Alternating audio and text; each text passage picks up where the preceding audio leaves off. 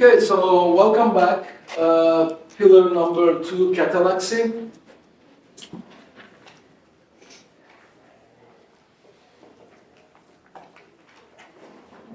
Okay, so let's define what Catallaxy means. So the term Catallaxy comes from the Greek word for Catallagen, meaning to exchange or to admit into society. Hayek used it to describe the exchange economy. This term, Catallaxy, was popularized by Hayek. He highlighted that in the Catallaxy, or as we know it, the market economy, I'm using these terms interchangeably, spontaneous order emerges through voluntary exchanges. Okay? So Hayek distinguished between the two words, economy and Catallaxy, and he said that Catallaxy is an economic environment, it's a market economy where order emerges voluntarily via the interactions of market participants. He called it spontaneous order. So Hayek contrasted this term Catallaxy with the word economy. When you hear the word economy, what comes to mind? What do you think? When somebody says, I've been asked this question often, how is the economy? I'm an economist, how is the economy? And I think it's the most absurd question. I don't know the answer. I'm an economist. I've been doing this for a decade. I just don't know how to answer the question. How is the economy? What am I supposed to say?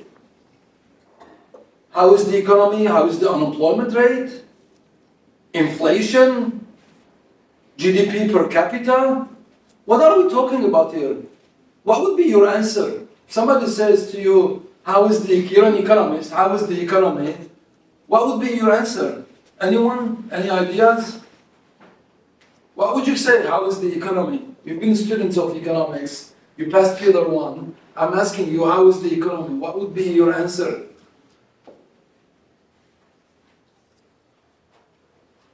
Ask the politicians, okay? Ask the politicians, because nowadays, when we think about the economy, it's not a market economy. We live under interventionism, statism. So when you're asking how is the economy doing, are you asking about GDP per capita? Well, I don't know what happened to nominal GDP per capita. Did it go up? Did it go down? Is it inflation that's driving GDP up, or is it actually real productivity that's driving GDP up? I don't know. Unemployment rate, I don't know if it's going up or people are desperate, they're leaving the job market and suddenly the unemployment rate goes down because desperate, they're not looking for it. So I don't know the answer to the question. So when you hear the word economy nowadays, all it means to me and to the rest of the people is that we're asking about statist, centralized ideas, right? How is the economy? It includes trade deficit, it includes inequality, it includes, right?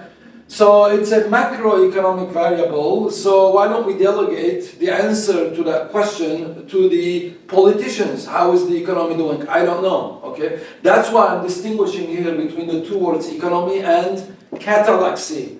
Catallaxy is not an aggregate economy. Catallaxy reflects a market order that arises via market interactions, voluntary market interactions with no intervention, no coercion, no constraints. So that's the distinction I would like to make between the word Catallaxy and economics. So what we're studying in this pillar and this course and these seminars is Catallaxy, okay? And Catallaxy is a concept of an economy viewed as, so let me go back quickly because it's important. So Catallaxy is defined as a market economy, okay? Catallaxy is defined as a market economy where order emerges spontaneously via voluntary, self-interested market participants, okay? So I would like to make that distinction between Catallaxy and the word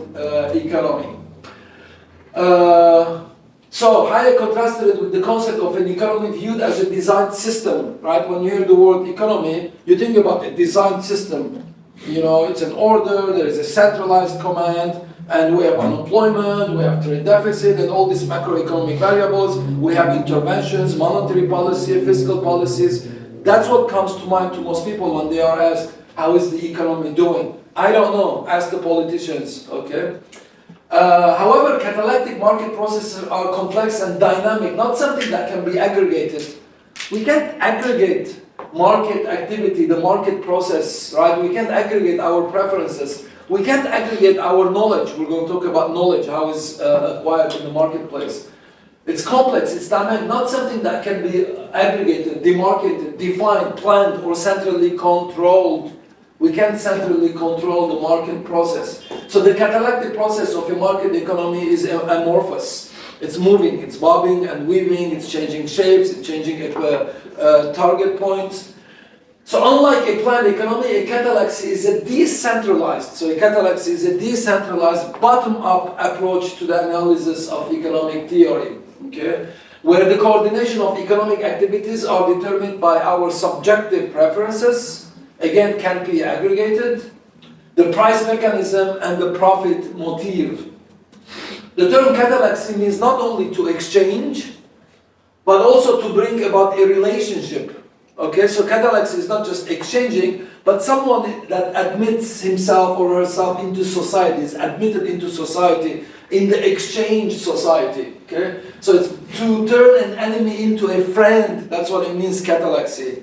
When you enter the marketplace, right, driven by the division of labor, you're creating a relationship when you're turning your enemy into a friend. Hayek adopted this term to differentiate his vision of the market from the commonly understood concept of an economy. Okay? So the distinction between economy, when you hear the word economy, it's centralized, constrained, organized, top-bottom, but Catallaxy is a bottom-up approach to the science of economics. So our focus is on Catallaxy, and that's why this pillar is called Catallaxy. We're going to study the inner workings of the marketplace in the absence of a centralized intervention. When we think of an economy in the conventional sense, we often envision a planned economy, right? So what comes when I'm asked the question, how is the economy doing? Ask the politicians, because it's a planned economy. That's what we're living under. A planned economy has a structure that is direction, control from a central authority.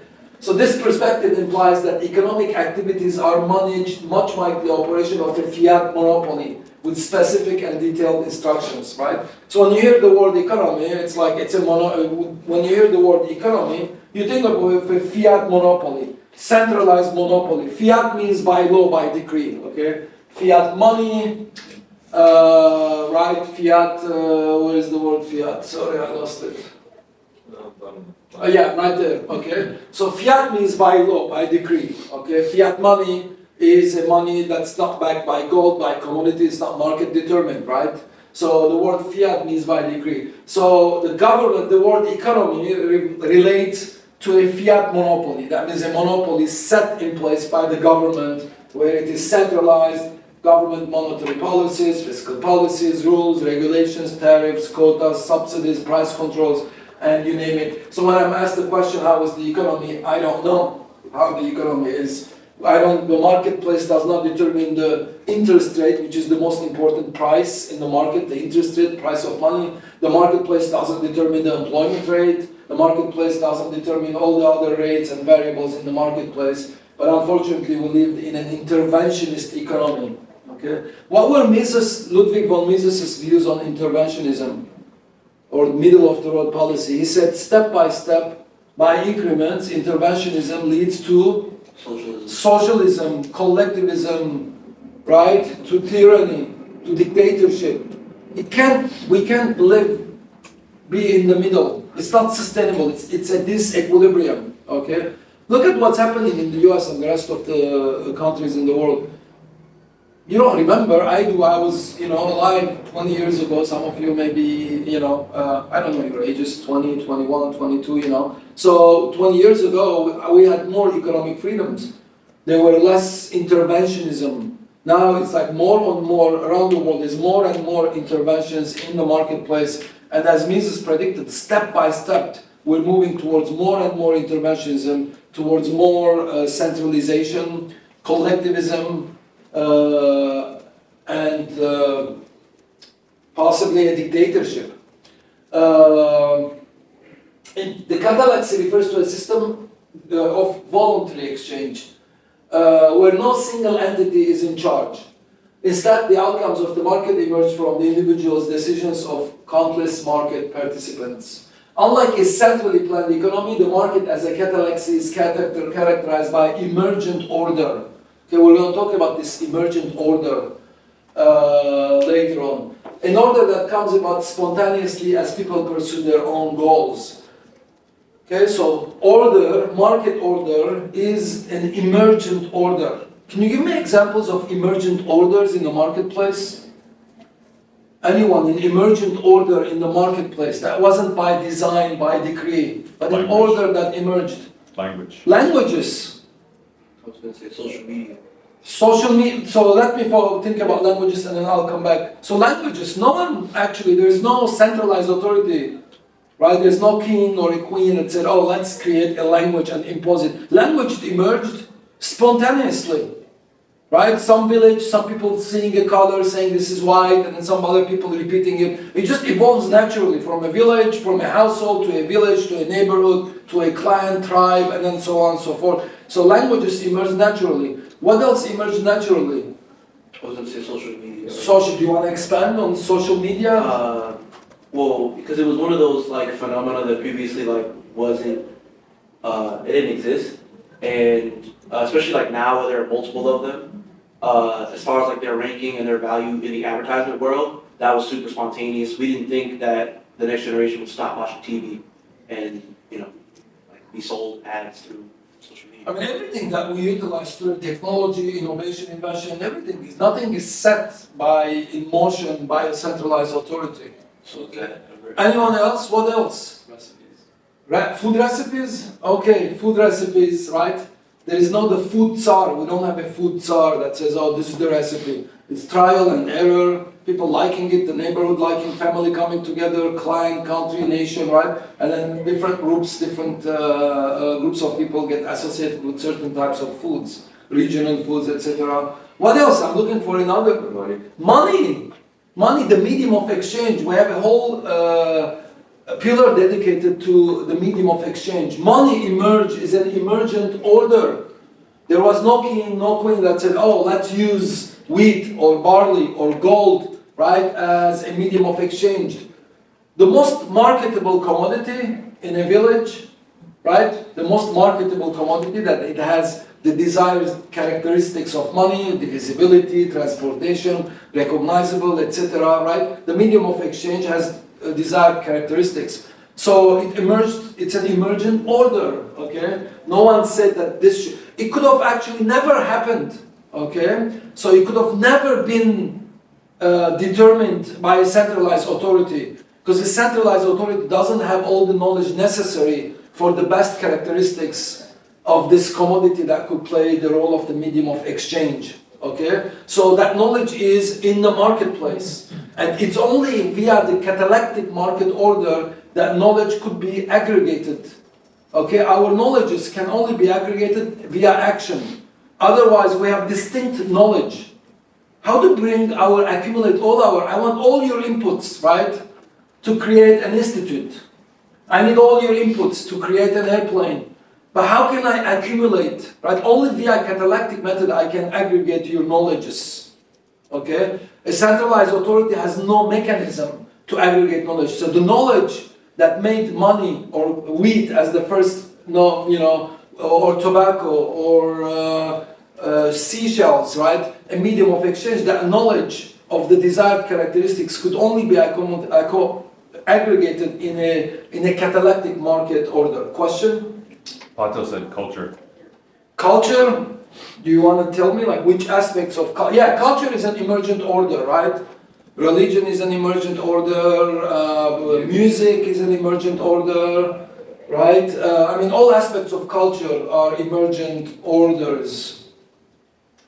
So that's what we're talking about, right? We're going to investigate emergent orders, and I will briefly touch upon law, and I will briefly touch upon the value system, right? We're going to have a whole pillar dedicated to rights, natural rights versus rights that are emergent, okay? It's not the natural rights theory that just imposed on us by nature, right? It's not the religious rites imposed to us by the cosmos and the gods, right? So we're going to talk about an emergent value system, an emergent morality, right?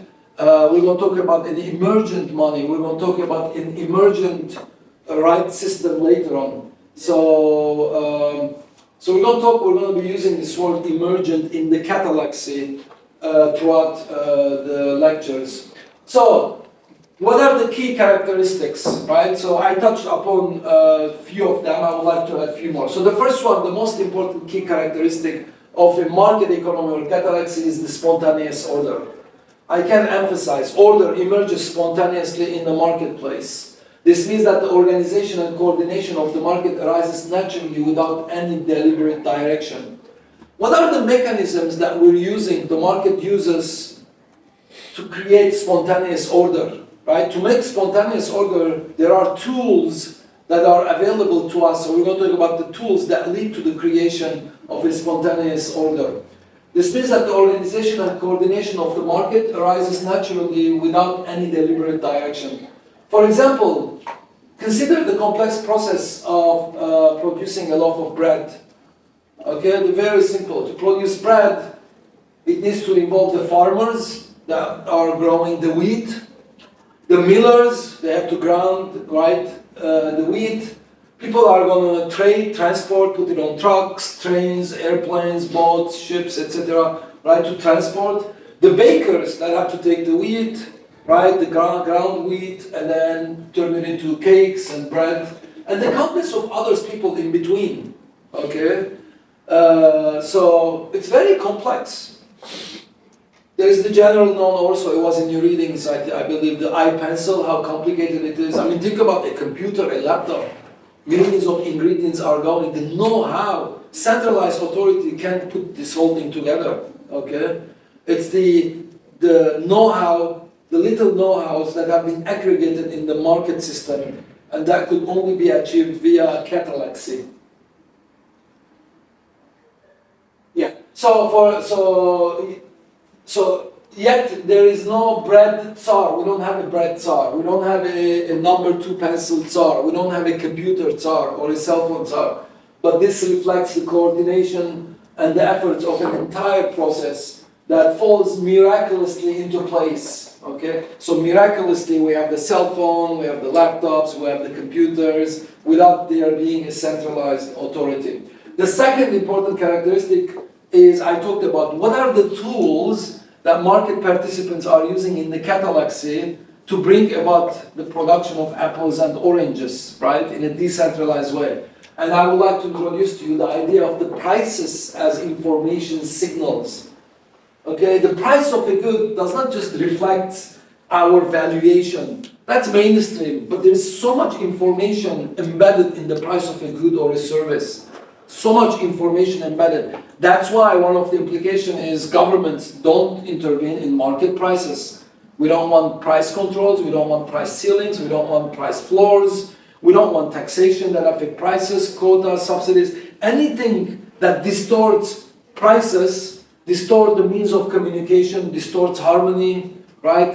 So the prices play a crucial role in the Catallaxy.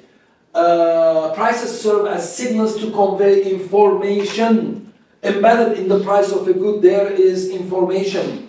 What kind of information is embedded in the price of a good or a service?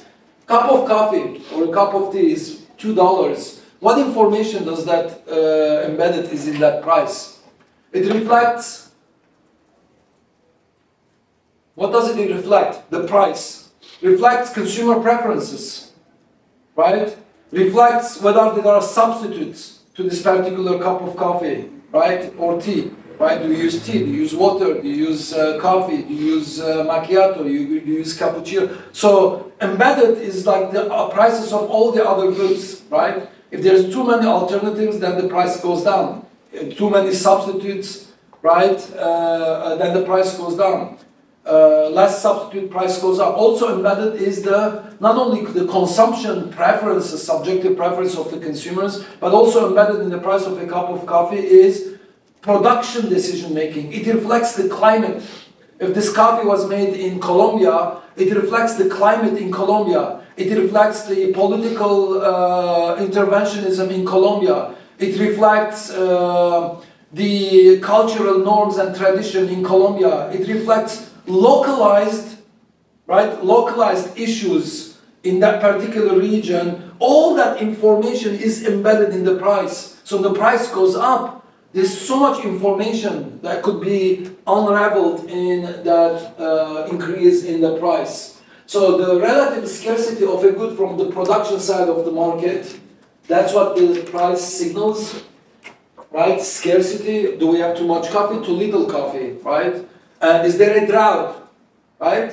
So embedded in the price of the coffee, there might be the effect, the implications of a drought that happens in Colombia, right? So all of that, millions of events, right, are all embedded in the price. So it conveys information. It also reflects the relative resilience of the good on the consumption side. So price reflects information, a multitude of information from the consumption side and the production side. For example, when the price of a good rises, it indicates that the good has become scarcer relative to demand. Price of coffee goes up, then we say there is less coffee. And actually embedded in that information is the drought, political unrest, etc. that affected the production of coffee. So this information encourages producers to make more of the good. So if the price is going up, it's encouraging producers to make more of the good and signals consumers to use it more sparingly, right? So when the price is going up, we use less of it, right? We save more, we find alternatives. And when the price is going up, producers around the world, right? So when there is a drought in Colombia, the producers of coffee in Brazil, right, will start producing more. We don't need to communicate. You don't need to call and say, oh, produce more. Just via the price mechanism, all that information is revealed. There is a drought in Brazil, price of coffee is going up, producers of coffee in Colombia will start increasing their production, and vice versa. And all the ingredients, imagine the intricacies, the complexities of the catalactic market order. It's just crazy. No centralized authority, no supercomputer can aggregate that information. It can only be aggregated in the free market via the price mechanism, via our exchange, via human action and interaction, okay? There is no genius, the biggest computers can't do this mathematics, because also it reflects our subjective preferences. And imagine our subjective preferences are dynamic. Moment to moment, our preferences for Brazilian coffee versus Colombian coffee is changing, right? How can a computer capture our subjective preferences? It's like every minute we have to input in the computers that these are our preferences. And we don't even know if you're saying the truth as an individual inputting your preferences, because Rothbard said that our preferences are only revealed at the moment of action, when you actually buy the good. That's when your preferences are revealed. Okay?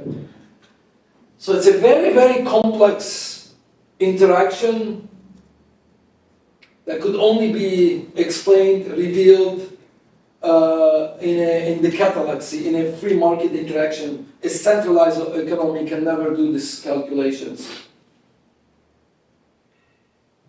As a second example, I think, next to the coffee, briefly I'll go, it's the same idea. There's a shortage of wheat due to a drought. The price of wheat will rise if there is a drought, right? The simple change in the price conveys the messages that wheat is now more valuable. What would farmers do? If wheat is becoming more valuable, there is a drought here, what would the other farmers in other parts of the world do? They realize it. The price, right, is signaling to them that there is more need, that there is somewhere there is a drought. So the other farmers start producing more. What would the bakers do? The bakers will try to find alternatives, right, to make bread, alternative to wheat, right, to use, to make bread. Like there's broccoli bread, right? I think some people, people on diet, they're having broccoli bread. It's like bread made by broccoli. Actually, it tastes very good. I had one yesterday. So bakers try to consider alternatives, right, to wheat. Consumers, they try to find substitutes to bread, okay, or wheat bread made by wheat. Most, So thus the price mechanism coordinates millions of decisions. I mean, this is just a few of the people interactions, but there are millions of bakers, there are millions of transporters, there are millions of buyers, right? Millions of substitutes out there. I mean, everything, the whole thing is an interlinked system, and it creates harmonious market exchange, right? We have everything when you go to the market. We don't have the instability. I mean, people think, oh, like there will be volatility, too much prices will go up. No, it's like more or less, right? Prices are the same over time. Actually, we would hope to experience a deflationary price because we're becoming better and better technologically to produce goods and services. Prices should go down. But nowadays, prices are going up. Why? Why are prices going up? Why are prices going up? Because of inflation. They're not real prices, they're nominal prices. Okay? I don't even know what's happening to real prices because we have inflation. And it's not just inflation, we have like government-determined interest rate, interventionism, fiscal policies, monetary policies. It's like a mess. So I don't know what these variables are revealing to us, what information do we have, right? So the price mechanism has been distorted in this statist, interventionist order. It's not a market order that we're living under. So imagine the deadweight losses that are occurring, right? Our scarce resources being used to produce goods and services, maybe we desire less than some other goods and services. But because there is taxes over here, there's the sin tax, there are tariffs, there are quotas, rent control, minimum wages, all this interventionism is creating that losses. The interesting thing about that losses is it's not visible to you. Because that gain didn't materialize. It's not like, oh, I'm seeing a cup of coffee and the government is taking it. That's visible, right? You make $100,000, government comes, grabs 50,000 via income tax, sales tax, bequest tax, tariffs, quotas, etc. More than 50% you're paying in taxes. Okay, that's visible. So you work 12 months, 6 months is gone. It's not up to you. Warfare, welfare, etc. Right? Inefficiencies, corruption. But then a bigger chunk of it is the deadweight loss, which is not visible to you. It's a gain that could have existed, but it doesn't because of interventionism. Okay? So most lay people, they don't see, but you yourself as an economist, you should think about the loss, not the visible loss. Bastia tells us to investigate what is seen and what is unseen. Okay? What is seen and what is unseen. The unseen to you, to the layman, not to you, you're an economist, is what we could have had, the gains that we could have had, the prosperity that did not exist. It's not like it existed and then it vanished. It didn't come into realization because of interventionism, okay? So that's the true definition, not the textbook, but the true economic definition of a deadweight loss. It's gain that never materialized, and the average person doesn't see it. Oh, our standards of living are going up in the US, from the 50s. Now we work less. We can, work few hours. We can buy a TV. In the 50s, we had to work a month to buy a TV. Yes, standards of living are going up. But believe me, if there are no deadweight losses, we could have had, instead of working 2 hours, we could have worked 15 minutes and raised enough money to buy that TV, right? We could have had this conference on the moon, okay? So that's how much waste there is. It's not visible, but I want you as economists to always think of the deadweight losses, gains that didn't materialize because of interventionism. So, coming back to the Catallaxy, the price mechanism coordinates millions of decisions, creating an efficient allocation of resources without any direct command. The mechanism market prices centralizes and distributes information. So the price mechanism distributes information. The aggregation of knowledge in the Catallaxy. Another important factor, I mentioned this, but I would like to officially state it. The knowledge. How is knowledge aggregated? So to produce a computer, right, we need people and the software, the hardware, we need people that could make the plastic, we need people that could make the chips inside the computer, the wires, the cables, right? So there's so many, the optics that goes in it, sound, etc., the screen, glass, metal. So millions of entities, right, are embedded in the production of a computer. But the knowledge is dispersed. There's no individual on planet Earth that could produce a computer from scratch, right? So how am I going to aggregate all the knowledge and produce the computers? A centralized authority cannot do it. It's impossible. It wouldn't be efficient. It wouldn't be the best computer. It wouldn't be the most cost efficient, the best quality, the one that is desired by the consumers the most. It would be like a Frankenstein-looking computer. Think about the Frankenstein-looking cars that were created under socialism, right? They didn't have a market. Cars produced in the Soviet Union, right? No one would buy them in the West. I mean, right? They're not competitive with the rest of the goods that are produced in a free market environment. Okay, so because that knowledge, that know-how can only be aggregated in the Catallaxy. And the mechanism that aggregates that knowledge is the price system.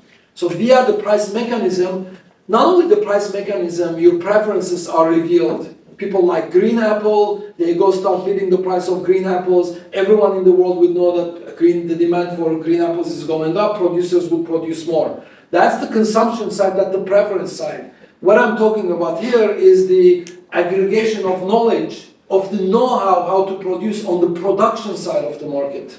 Okay? So that knowledge can only be aggregated via the price mechanism. So Hayek argued that the knowledge needed for production and economic decision making is dispersed throughout society. No single individual possesses all the necessary knowledge regarding the production process of a good or a service. Instead, each market participant holds only a small fraction of the relevant knowledge, relevant information about resources, technology, local conditions, etc. It is only via the catalytic process, that knowledge could be intertwined. Okay, so I'm taking all your knowledges, I'm mixing it together, intertwined, okay, independent knowledges. And then so we can come together and then we can produce the apples and the oranges and the computers and the airplanes, etc. So it's the only via the catalytic process that knowledge could be aggregated, intertwined, could be glued together, could be bonded together efficiently to produce goods and services. Knowledge cannot be aggregated by a central planner, okay? Neither a central planner can aggregate our preferences. So subjective preferences could be only aggregated in the Catallaxy via the price mechanism, and the knowledge to produce the goods and the services, the technology, the know-how, tacit knowledge, most of it is tacit knowledge, implied knowledge, intrinsic, unique knowledge. And that knowledge also, as in the preferences, could only be aggregated in the catalytic market system. The catalytic process through the price mechanisms aggregates knowledge. The price mechanism bonds the dispersed knowledge in a way that enables coordination without requiring centralized control. I'm going to briefly go over this example. I mentioned it, the production of coffee. Consider the coffee industry, which involves farmers, right, producing coffee beans, the traders transporting, right, via oceans, the roasters roasting the coffee, right, and the sellers, the local sellers of coffee, and finally the consumers. Each participant has distinct knowledge, including the local conditions. So the farmers have certain knowledge. The farmers can only produce coffee beans. The traders can only distribute. The traders doesn't know how to produce coffee. The farmers don't know how to trade. The roasters don't know how to buy and sell. They just roast. They don't know how to grow the beans. The consumers, right, are another part of the market activity. Each individual participant in the production process, they have a knowledge a tacit knowledge, subjective knowledge, knowledge about the local environment that other people would not know. So the coffee farmers, they know about soil conditions in Colombia, right? They know about the soil conditions. They know about the weather patterns. They know about the labor cost, domestic labor cost. For example, if a drought reduces the coffee harvest, supply will decrease. Now, this decrease in supply will send a signal to the traders in New York. The traders in New York, these are the people sitting in an office, they buy tons of coffee, right, on the books, they click, they buy it from there, they sell it from there, and then, so it's like buying and selling, they're the traders. So when there is a drought, right, the Colombians, they don't need to call New York, say, oh, there is a cloud, right? They just, the supply is less, the price goes up. So the price mechanism conveys that information. So the traders, they track global coffee supply and demand. If there is a shortage because of a drought, that information will be revealed to them. If Colombian output drops, traders bid up coffee future prices. So if the supply is declining, what happens to the price? It goes up, right? So they start bidding the price up. When they started bidding the price up, that sends a signal to the coffee roasters in Europe. Now we're talking Colombia, New York, Europe, right? The whole place, the whole world is an integrated system. Prices is the glue that binds society together, right? So it sends a message to the roasters of coffee in Europe. They respond to rising bean prices by seeking alternative suppliers. So the people that were roasting, suddenly they start looking for coffee beans coming from not Colombia, but Brazil, or Venezuela, or some other parts of the world, or Vietnam, right? So they may adjust roasting techniques to blend different beans. So instead of just utilizing Colombian coffee beans, now they start bringing in beans from other parts of the world, mixing it up, creating new blends, okay? Consumers in the US, when the consumers in the US are the final consumers of coffee that is being grown in Brazil or Vietnam or Colombia, it's being traded by the traders in New York, it's being roasted in Europe, and finally the coffee is ending up in our coffee shops in the US. When the price is going up at the coffee shops and grocery stores, what would some consumers do? Some consumers may switch to tea, right? They switch to tea, they switch to alternative, changing demand patterns. So this is a very simple example of a coffee bean, but imagine the intricacies that bind society together when we're talking about more advanced like computers and cell phones and other know-hows, okay? This stuff can be aggregated, cannot be centralized, only could be determined in a free market. Anywhere that the government comes in, they put some restrictions on the roasters, they put some restrictions on the traders, they put some restrictions on the farmers. Any intervention, price controls, tariffs, quotas, you name it, right, distorts the inner workings of the marketplace, okay? And unfortunately, sometimes it's not visible to us because it never came into fruition, it never materialized.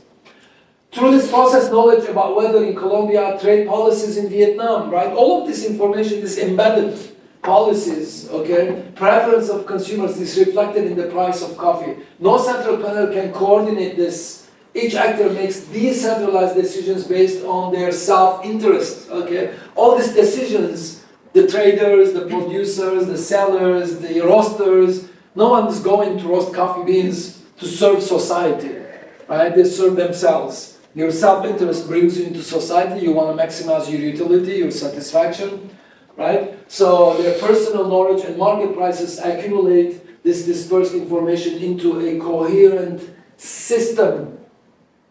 You know what is chaos? Centralized authority is chaos. Government is chaos. Anarchy, decentralized, is a decentralized order. Anarchy is harmony. It's anarchic order. Government is disorder. Centralized authority is chaos. Okay? So this spontaneous order driven by price signals and voluntary exchange exemplifies how the catalactic process efficiently utilizes knowledge in a market economy. Individual freedom and cooperation. Catallaxy also emphasizes the role of individual freedom in a catalactic economy. Freedom in the Catallaxy, not in the economy. When you hear the word economy, again, it's centralized, top-down, there are rules and regulations. But in the Catallaxy, we have freedom. Because transactions in the catalactic marketplace is voluntary. We are voluntary exchanging, okay? People trade with each other not because they are forced to, but because they expect mutual gain from it. Every single trade is a mutually beneficial transaction, otherwise it wouldn't happen. The idea of turning an enemy into a friend is so important and could only be achieved in a market economy, turning your enemies into your friends.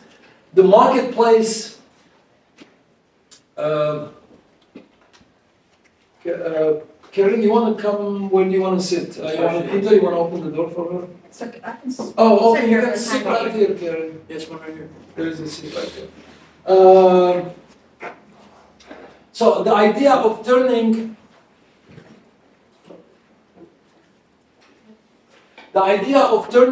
an enemy into a friend is central. That's the interdisciplinary aspect of Catallaxy, right? We're not just interested in numbers, price going up, quantity demanded going down, there is an equilibrium. No, the science of economics is a social science, right? So it has implications on our above and beyond and just equilibriums. So the idea that is embedded in the Catallaxy, right, is turning an enemy into a friend. How do you turn your enemy into your friend?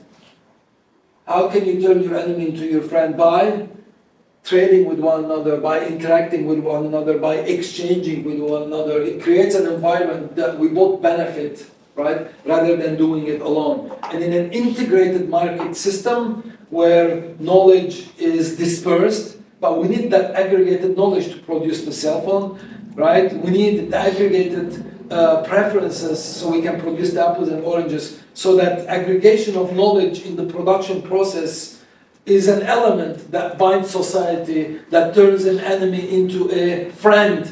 I'm not your friend just for for some, because nature tells me that I should be friend, or some religion tells me that I should be. No. I'm only your friend because I have gains. That's the self-interest aspects. Because that knowledge is dispersed in society. So without you, all of us can produce the computer, but he knows that he has the chip. Okay? Without you, we can produce the cell phone, but we don't have the screen, right? So every single entity, every single individual, right, has an important contributing factor to the production of a good or a service. Therefore, that's the idea of, even if you are my enemy, I still have to come down and shake hands, exchange with you, otherwise, because it benefits me and it benefits you. So that's the idea of turning an enemy into a friend is central. Market transactions create relationships and networks of cooperation. The deeper the division of labor, the deeper the cooperation, the deeper the relationship, the deeper the interdependence, the deeper the interconnectedness. The butcher, the baker, and the candlestick maker each specialize in what they do best. And through trade, they all benefit from each other's labor. Okay? This mutual benefit is at the heart of Catallaxy. The catalactic system creates market interconnectedness and interdependency. Finally, the catalactic market order is dynamic and it is adaptive. When you hear the word economy, it's so static. Like the first thing that comes to mind is like the diagram of demand and supply, and then there is an equilibrium. It's like so clean. It's like, wow, we have an equilibrium price. Catallaxy is so complex. There's no such thing as equilibrium price. What are they talking about? There's no such thing as an equilibrium. Is a fleeting idea. So what we're doing here, we're chasing an equilibrium. You can never discover an equilibrium. Okay, there's no such thing as a static equilibrium, a stationary equilibrium, but it's a moving target, it's a moving equilibrium. So catalactic order is dynamic and adaptive, unlike stationary plant system. It constantly evolves. Our preferences are constantly evolving. The production process is constantly changing because of new technologies, right? So it constantly evolves as market participants respond to changes in preferences, technology, and available resources. Entrepreneurs, we're going to talk about entrepreneurship later on. Entrepreneurs play a key role here. They are the ones who notice discrepancies. Okay, the entrepreneur is the one that sees a missing market, something that people are desiring or anticipates a desire for a product or a good or a service and brings in the capital, right? Brings capital. The entrepreneur brings the workers, is the conductor of an orchestra, right? Is the conductor, is bringing in capital, is bringing in the workers, is getting the technology, putting all of it together, right, to create the good or the service. So the role of entrepreneurs is fundamental. It is the most important role in the marketplace. Unfortunately, if you read Marxian literature, if you read mainstream economics textbooks, there's no role for entrepreneurship. It's non-existent, as if like there's no such thing as, no economics books has a chapter on entrepreneurship. Completely lacking, because your textbooks, mainstream economics taught at colleges and universities, is static. The entrepreneur is not static, so they can't theorize, right? You can't model a dynamic entrepreneurial activity unless in a free market, when you look at it from the view of a catalactic market order. This process of entrepreneurial discovery drives the market's constant adaptation and innovation. One of the most significant implications of Catallaxy is its contrast with a central planning, right? So I'm just going to summarize what we've seen. So there is a direct opposite of the central planning economy, or we're calling it an economy, and the Catallaxy, which is a decentralized order. A centrally planned economy assumes that the governing body can gather all the relevant information, make rational decisions, and allocate resources efficiently. Hayek argued that this is fundamentally impossible. A centralized authority can never gather all this information because the necessary knowledge is dispersed and tacit. Right, dispersed and tacit. It can not be fully known or communicated to a central authority. It can only be gathered via a top-down, a bottom-up rather than a top-down mechanism. In a centrally planned system, there is no price mechanism. Right, the centralized authority dictates the prices. When prices are determined by a centralized authority, right, and our preferences are not revealed. How can you tell the world, the whole world, I love apples? Like you want to share that, you want to be free. In the absence of price mechanism, your preferences can never be revealed.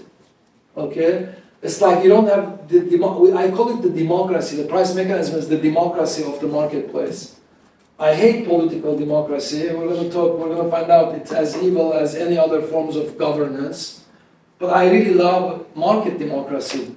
With your vote, the price that you pay for it, you're telling society produce more of this good, less of the other good, vice versa, and everyone is contributing to that. So in the absence of price mechanism, decisions are top-down, often leading to inefficiencies, shortages, and surpluses. When I went to Soviet Armenia many years ago under socialist rule, you would walk into the market, there is a surplus of ice cream, there is a shortage of milk, there is a surplus of bicycles, shortage of skateboard, surplus of coffee, shortage of tea. The bureaucrat can never get it right because your preferences are never revealed, number one. And number two, on the production side, knowledge can never be accumulated, aggregated, bonded together to produce the best goods and services. That's why nothing fancy came out of this centralized economic systems. The Soviet Union serves as a historical example where central authorities misallocated resources, waste, leading to chronic shortage of consumer goods despite surpluses in other goods. In a catalactic system, coordination happens bottom-up, guided by knowledge, price, and profit. I'm introducing another term now here. So we talked about the price mechanism, we talked about how the market system aggregates knowledge. I'm introducing another term, profits, which later on today, maybe in the afternoon or tomorrow, I'll come back, revisit, and then I'll explain the role of profits in the marketplace. Profits is not just total cost or total revenue minus total cost, and you have profits, and the firm is doing okay, right? New firms want to enter the market. That's the static mainstream approach. But profits play a market role. Profits are telling us continue production because you're taking scarce resources and making it into something that's more valuable. Losses is a signaling mechanism. You're taking scarce resources, producing something that society doesn't desire. You're wasting resources, right? So the role of profits is much, much deeper than just an accounting whether the firm is making profits or not, right? So it has a role that plays in the marketplace. That's why, again, an implication is that governments don't touch profits. Okay, you don't have to have capital gain taxes because that disincentivizes people to start a new business, right? Because a business and entrepreneur undertakes uncertainties, entrepreneurial uncertainty. It's not only risk, because the probability of a risk is known. The probability of uncertainties, the outcome is not known. You know when you play, has anyone played roulette at the casino? That's risk. Let's assume the double zeros, the greens don't exist. You have 1 in 36 chance, 1 over 36 to land your number. So you're taking a risk. The probability is known because it's 1 in 36.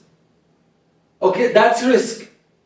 Entrepreneurs are not only taking a risk because entrepreneurial uncertainty means you don't know the probability distribution.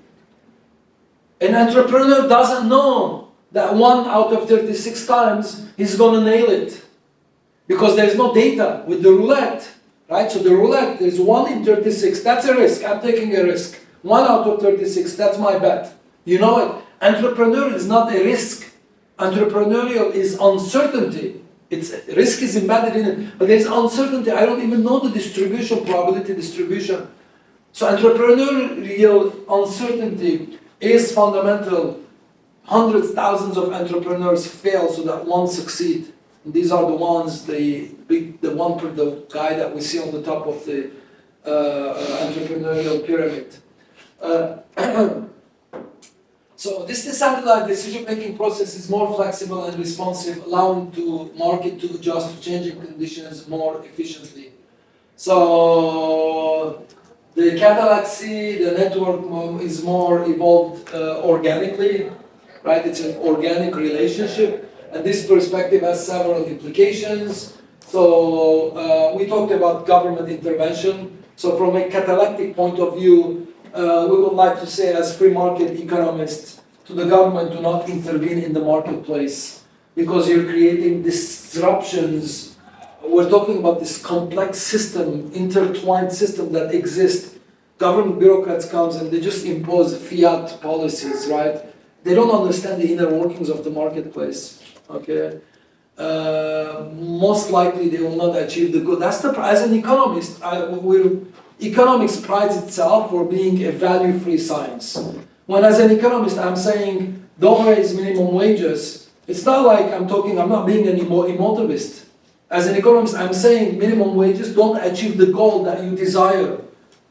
Right? Because the less fortunate members of the society, instead of getting higher wages, minimum wage, they end up losing their jobs because businesses substitute them with robots, with automation. Right? So as an economist, when I'm saying something good is good or bad, I'm not saying from the emotivist or the moral or ethical implications of good and bad. I'm saying this policy is bad because it doesn't achieve the goal that the policymakers intended to get at.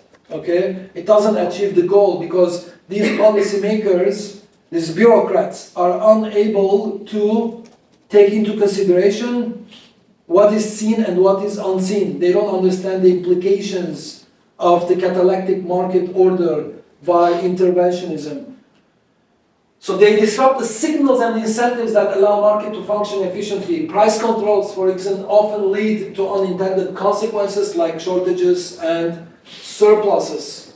Every time there is an intervention, there is a shortage or a surplus in the marketplace. Entrepreneurship and innovation. Entrepreneurs are innovative. They are the driving force for innovation, right? So the role of entrepreneurship is an emergent order in the catalactic market system.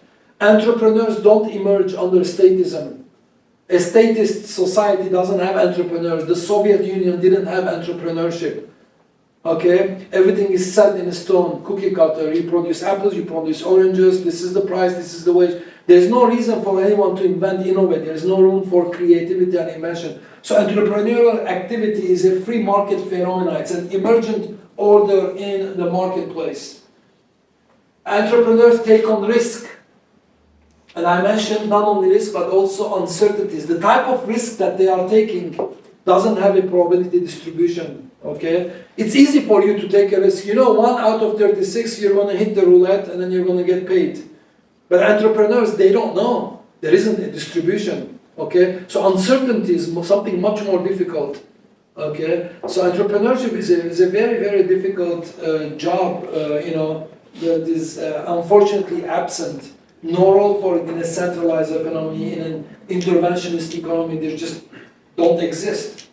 This dynamic process of discovery is a key element of economic growth and progress, and only achieved via catalactic market order. So what this slide is telling you, that this catalactic market order that gives rise to entrepreneurship, and it's the entrepreneurs that are the innovators, the inventors, okay? Because invention is an idea on a piece of paper, but to put that invention from a piece of paper into actual practice, it needs an entrepreneur. Okay? Many people have patents. I have patents. You can have patents. It's just a piece of paper. It tells you this is a product that solves this, market problem.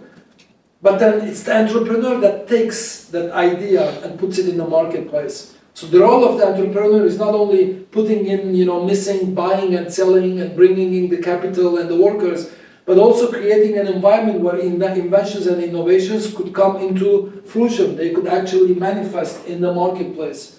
Okay, that's another role of entrepreneurship. The catalactic order also has respect for individual choice. Catallaxy underscores the importance of individual choice and freedom. In a catalactic market, we're free to do as we wish. Individuals are free to make their own decisions based on their preferences. Now I'm talking about freedom, but this freedom is only also a catalactic emergent market order. Freedom cannot emerge under statism.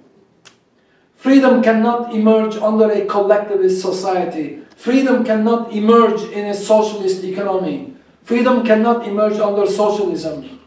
Freedom can only emerge, so freedom is praxionomical. What is praxionomy?